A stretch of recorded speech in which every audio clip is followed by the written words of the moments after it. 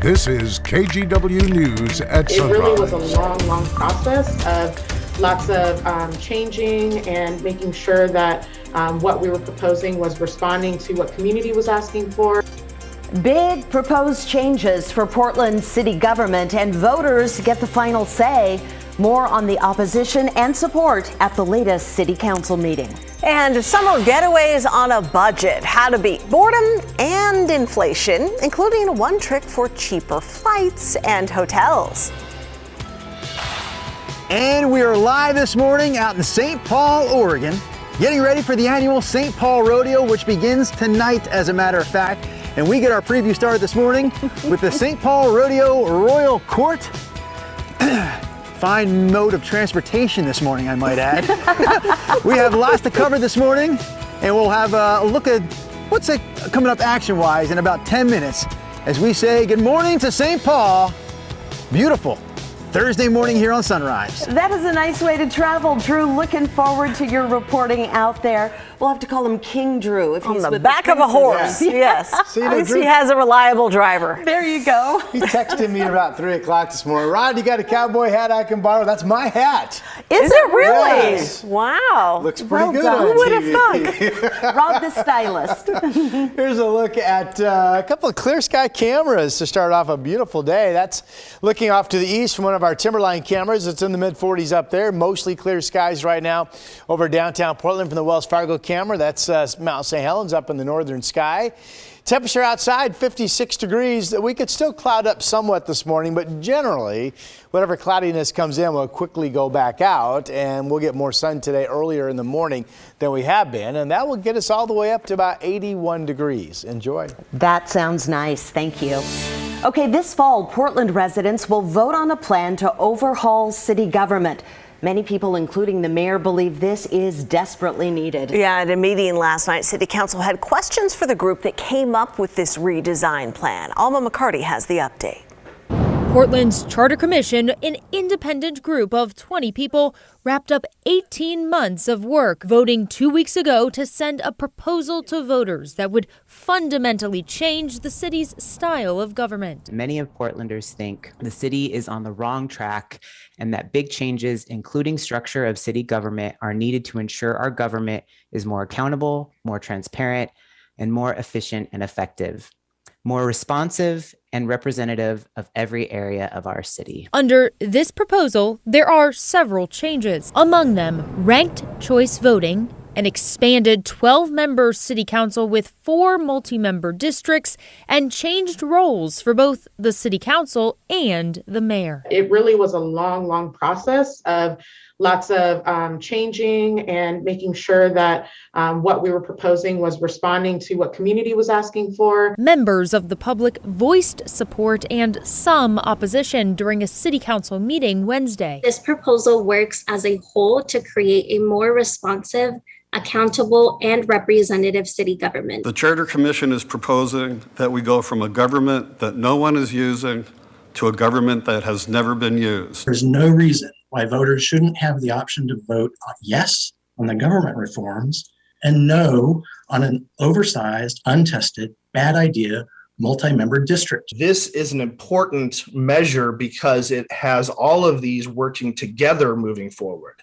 To take any of them out is to undermine our movement towards better governance, better representation, more diverse representation. As you heard there, one major point of contention from some citizens and city commissioners is the size of the ballot measure that includes all the changes rather than separating them for voters. I take a look at like the city manager thing, the multi-member district thing, the ranked choice thing, the expanding the size of council thing. Those strike me as being really fundamentally different. Members of the Charter Commission defended their work. There's absolute policy reason that we're proposing them all together because they hang together and they don't exist effectively toward the goals that we set out when we first started separately. There is no plug and play model, that there is no one way to get to that shining beacon of a city. That was Alma McCarty reporting for us this morning.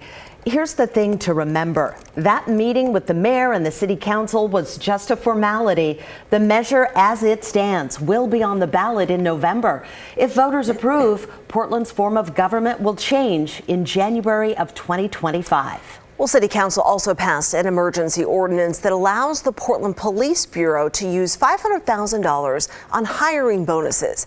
At last check, they had 100 vacancies for jobs. Some of that is due to early retirements of other officers, a trend we're seeing not just in Portland, but across the country. My colleagues and I hear from constituents every day who are very frustrated by the shortage of officers available to respond to their calls for help. And frankly, we have an obligation to use every tool that we can to address this historic staffing shortage. This ordinance enhances our ability to attract candidates for both lateral officer positions as well as PS3 positions. So depending on the position, bonuses could range from $5,000 to $25,000. It's important to point out this is a use it or lose it funding. That means whatever the Bureau doesn't use this fiscal year will go back to the city. A sanctioned homeless camp in Portland's Multnomah Village could be in jeopardy. We're talking about the one at the former Sears Armory, where dozens of pods are set up in the parking lot. FEMA says that's not how the property should be used, and the city is violating the deed restrictions it agreed to. It's not exactly clear what's going to happen next, but the city says it's now working with the feds to resolve the matter while still providing housing. A new affordable housing complex just opened in Tigard. They had a ribbon-cutting ceremony yesterday for Viewfinder. It's a new 6-story complex on Southwest 72nd Avenue and Baylor Street. It has 81 units, an indoor play area, laundry facilities, and a private courtyard. This space right here is incredibly special. It is about both meeting an immediate need, but this is also around generational impact. This is the collective best of us. When we come together, this is the best of us together. 8 apartments are also set aside for veterans who've experienced homelessness. Residents at Viewfinder can also get supportive services through local nonprofits. Also in your headlines this morning, we're working to get more information about a large police presence overnight in Southeast Portland. Officers set up a perimeter near 120th and Raymond about 9:30 last night. They even launched a drone. We're not sure who or what they were searching for, but officers were out there for hours, finally leaving the scene around 2:30 this morning. We'll update you when we learn more.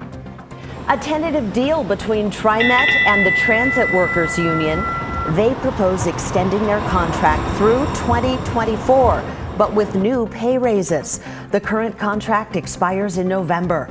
This comes as TriMet deals with historic staff shortages that resulted in cutting bus lines and delays on MAX trains. Hey, good news if you're planning a trip to Sauvie Island. Reeder Road is back open this morning, easing major traffic jams as drivers head to the island's beaches. Crews finished emergency repairs yesterday, so both lanes are open just in time for the holiday weekend. Do be aware, though, crews will be back out there next Tuesday to pave the road. Right now, it's just gravel. And those are some of your Thursday morning headlines. Well, it's now been 2 weeks since Bowie Beer's building in Astoria partially collapsed. Remember this? It completely shut down their operations, obviously. But thanks to help from other local breweries and distributors, the beer is flowing once again. So they posted this video on Instagram thanking Cascadia Canning and Craft Canning and Bottling for helping them keep Bowie Beer on the shelves. Bowie has also been hosting pop-up pubs at different spots around Astoria. So this coming Saturday and Sunday, they're going to be at the Astoria Food Hub, serving beer, mimosas, wine, and cider, something for everyone. So if you're looking to support them, they say that is the best way to do it. That's good to hear. They're Love when super everyone popular. comes together. Yeah, absolutely. Yeah. That's a great update. All right, weather at the coast, weather here today, all good? Yeah, all good. The coast should clear out by noon, and We may not get much cloudiness at all this morning here in the valley. I do want to show you the latest update to the July 4th holiday weekend, and basically the forecast is holding steady, which means we're still tracking the chance of a scattered shower starting Saturday afternoon. We're still looking at mainly cloudy skies on Sunday and Monday with highs closer to 70, and both days expecting to get some rain, but maybe not a lot. And really right now there's still a lot of questions in terms of just how wet Sunday and Monday will be, or maybe will not be. The best chance of soaking rain looks like it's setting up right now to our south, more like down in California. All right, here's a look at partly cloudy to increasing cloud cover. That's the camera down at Stoller Family Vineyards Estate in Dayton this morning. 51 degrees. That's a cool start to our day after a mainly clear night. We do have cloudiness being reported at the coast. 46 in Newport, though. That's cool. 56 rather in the Dalles, and then we're 40s in Bend and 49 currently out in John Day. So here are some forecast numbers for you. Going to be a beautiful day. A partly cloudy start down in the Mid-Valley in Marion County, down into Lynn County. Corvallis 79, McMinnville 80, Salem 81. The fact that we're going to get more sunshine earlier in the day is what will boost us back up into the 80s. We haven't been above 79 since we cooled off of that 96 that we had back on Monday. All right, Battleground 79, Vancouver 81. Could be some morning cloudiness come in, but if that happens, I think it'll be all sunny by about 10 or 10:30 this morning. So gorgeous weather today, similar setup tomorrow. Then we get into the shower chance on Saturday that we talked about, 77 degrees. And then Sunday or Monday, again, the forecast still hasn't really locked in, I don't believe, in terms of how much rain to expect or not. And then going into the mid part of the week, we start to warm back up to about 80 degrees. But clearly, being overly hot this holiday weekend is not going to be an issue. And now, ladies and gentlemen, a man who tells me he's most comfortable sitting tall in the saddle, Drew Carney. But I am not sitting tall at the present moment, Rod. These ladies are. Let me introduce you to the St. Paul Rodeo Royal Court. We have Princess Hope. We have Princess Macy. And we have Queen Sarah sitting on board her horse, Jazz. I'm looking at you, Jazz.